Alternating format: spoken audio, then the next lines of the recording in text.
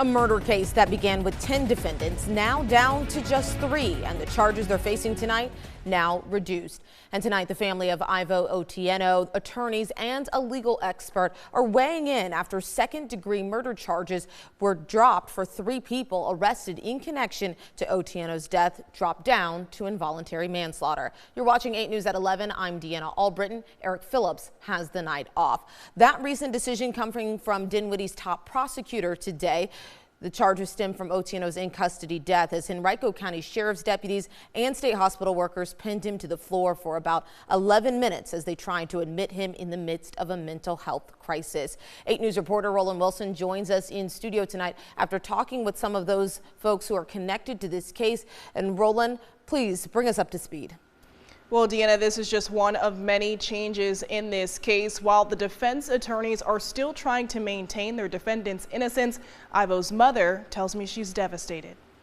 Something is wrong, and we have to talk the truth, and the justice system has to do what is right.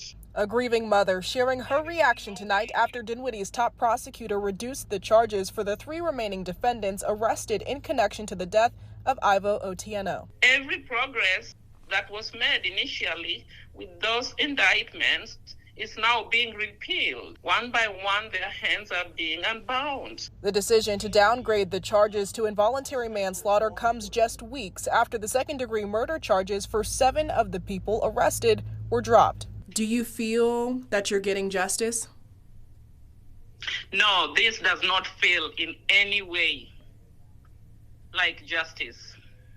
This is watered down justice. The 3 still charged, deputies Kyle Sanders and Brandon Rogers, and Central State Hospital employee Wavy Jones. I think that the reason for the amendment is likely the prosecutor's assessment of the evidence in the case, and a conclusion after her thorough and professional review that the evidence was not sufficient to support the element of malice that is necessary for second-degree murder.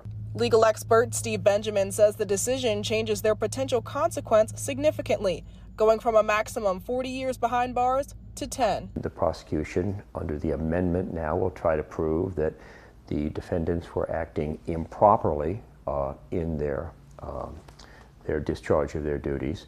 For now, Oku says she will never stop pushing for mental health care change. All Irvo Otieno needed was care.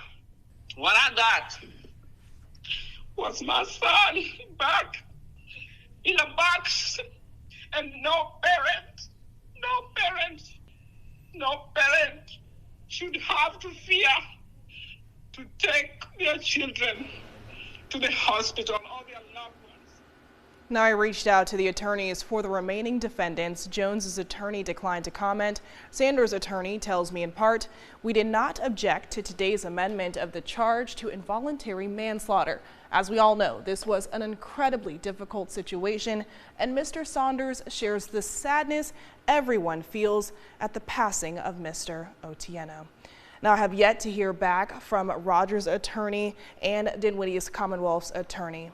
Well, Roland, I think one thing that this really marks is that there's just been so much change over the short time of this case. There has, and after speaking with Irvo's mother, an emotional roller coaster for her. But Steve Benjamin, legal expert, says this is just an uphill battle that we'll have to follow.